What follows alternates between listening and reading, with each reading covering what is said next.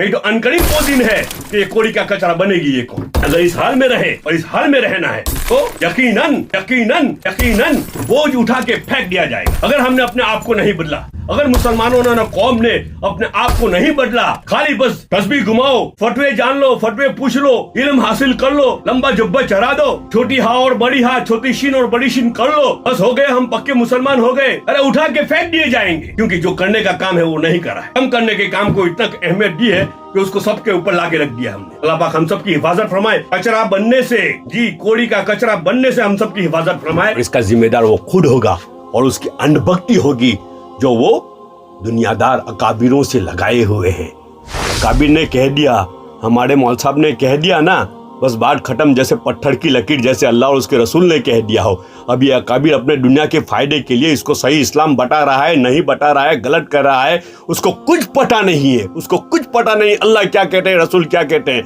वो तो मौल साहब क्या कहते हैं, बस हो गया।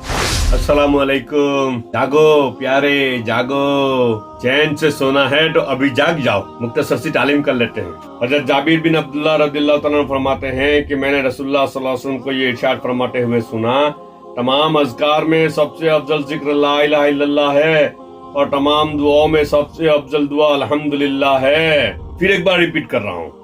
हज़रत जाबिर बिन अब्दुल्लाह रज़ियल्लाहु अन्हु फरमाते हैं, मैंने रसूलुल्लाह सल्लल्लाहु अलैहि वसल्लम को ये इरशाद फरमाते हुए सुना, तमाम अज़कार में यानी जिक्र में सबसे अफजल जिक्र ला इलाहा इल्लल्लाह है और तमाम दुआओं में सबसे अफजल दुआ अल्हम्दुलिल्लाह है। यानी ला इलाहा इल्लल्लाह सबसे अफजल इसलिए है कि सारे दिन का दारो मदार ही इस पर है। इसके बगैर न ईमान सही होता है न कोई मुसलमान बनता है। अल्हम्दुलिल्लाह को अफजल दुआ इसलिए फरमाया कि करीम की तारीफ का मतलब सवाल ही होता है और दुआ अल्लाह ताला से सवाल करने का नाम है। आजादी मुबारक हो पूरे मुल्क को, पूरे देशवासियों को। आजाद तो हो गए हम, फिजिकली आजादी मिल गई हमें, जियोग्राफिकली आजादी मिल गई, भौतिक आजादी मिल गई, जी अल्हम्दुलिल्लाह अल्हम्दुलिल्लाह। और ये पूरे देशवासियों की मेहनत थी, तमाम लोग एकजुट हुए थे, तन मन धन सब एक हुआ और ये मिशन पार पड़ा और देश आजाद हो गया। जियोग्राफिकली हम फ्री हो गए, आजाद हो गए, इंडिपेंडेंस हो गए, लेकिन मेंटली आजादी अभी भी नहीं मिली है। ये मेंटली आजादी तो बहुत दूर है। मैं मुसलमान हूँ तो इस्लाम की बात और मुसलमानों की बात करूँ। एटलीस्ट ये जो हिस्सा है, ये जो तबका है, ये तबका तो देश की उन्नति का एक हिस्सा बने, देश को तरक्की की राह पे ले जाने के लिए, प्रोग्रेस की राह पे ले जाने के लिए एक जबरदस्त उसका किरदार होना चाहिए, एक जबरदस्त का रोल होना चाहिए। मुस्लिमों का पॉपुलेशन कितना है, जो भी होगा 15% होगा, 20% होगा, जो भी हो ये अलग इश्यू है। 15-20% मिलके देश की इकोनॉमी को कितना बूस्टर कर सकते हैं, देश को कितना प्रोग्रेस कर सकते हैं, जैसा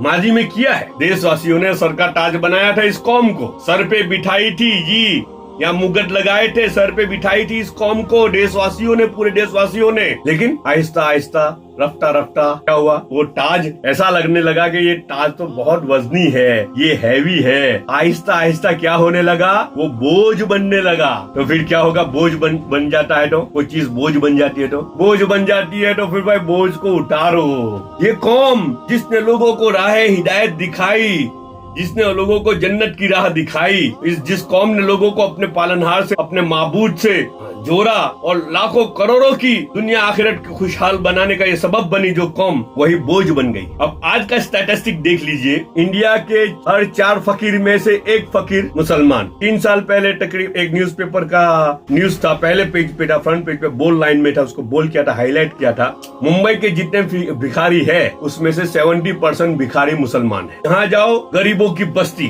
फकीरों की बस्ती, फकीरों के टोले के टोले के टोले। किसी कैंटीन पे जाओ, कैंटीन में से बाहर निकलो, हाथ फैलाए खड़ा है। स्ट्रीट फूड के लिए कहीं लारी पे खड़े रहो, पानी पूरी खा रहे हैं, और हाथ फैलाए खड़ा है।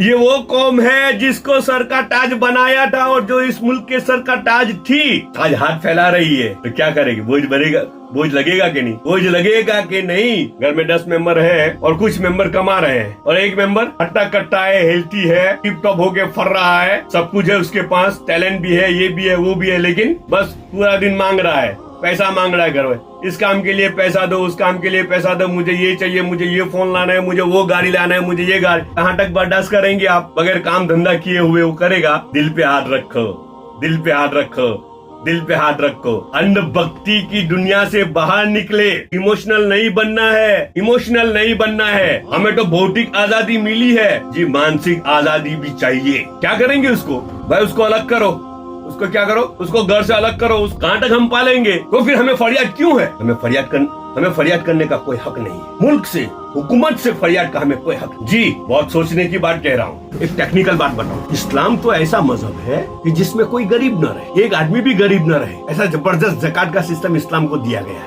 एक आदमी गरीब न रहे। तो इस्लाम तो ऐसा सिस्टम है कि इस्लामिक माशरा जहाँ होगा, इस्लामिक सोसाइटी जहाँ होगी, वहाँ कोई क्राइम नहीं होगा। वहाँ की बस्तियाँ साफ सफाई होगी, घर भी साफ सफाई वाले होंगे, लोग भी साफ सफाई वाले होंगे। ये वुजू का हुक्म क्यों है भाई? दिन में 5 मरतबा साफ सफाई का हुक्म क्यों दिया? और जिस घर में गंदगी होती है उस घर में फरिश्ते नहीं आते, ये सब क्यों बताया? साफ सफाई को प्रोमोट किया है। आज हमें क्या सिखाया गया है? गंदगी को सादगी बताया गया। इस्लाम में सादगी है। कपड़े पुराने हैं लेकिन साफ है, उसको सादगी कहेंगे। कपड़े नए हैं या पुराने हैं लेकिन गंदे हैं, बदबूदार कपड़े हैं, तो उसको क्या सादगी कहेंगे? उसको गंदगी कहा जाएगा। उसको क्या कहा जाएगा? उसको गंदगी कहा जाएगा, उसको सादगी नहीं कहा जाएगा। बताया नहीं गंदगी और सादगी में, आगे बात करेंगे इंशाल्लाह। गंदगी को सादगी बताया, किसने बताया वो तो आप लोग जाने। और मुसलमानों का इंप्रेशन, इस्लाम का इंप्रेशन किसने डाउन किया, बात आगे चलती रहेगी। ये नया चैनल बनाया है, स्पेशल इस्लामिक टॉपिक के रिलेटेड ये नया चैनल बनाया है। एक चैनल तो वो हमारा फूड ब्लॉग का यूट्यूब चैनल चल रहा है, अल्हम्दुलिल्लाह आप लोग का बहुत सपोर्ट हुआ। और ये इस्लामिक चैनल इस्लामिक कंटेंट के साथ अलग बनाया है, जिसमें रोजाना की तालीम होगी, फिर कभी लाइव भी होगा, कभी डिबेट भी होगा, कभी पॉडकास्ट भी होगा, हदीस की किताब भी पढ़ी जाएगी, तबलीगी व्लॉग्स भी होंगे। इंशाल्लाह बहुत बड़ा फायदा होगा। अच्छा, गरीबों के टोले के टोले, फकीरों के टोले के टोले। जिस इस्लाम में तो ऐसा है कि कोई गरीब न हो, मुसलमान मुल्क है तो पूरा का पूरा मुल्क अमीर होना चाहिए, ये करके दिखाया है। हज़रत उमर रज़ियल्लाहु ताला अन्हु के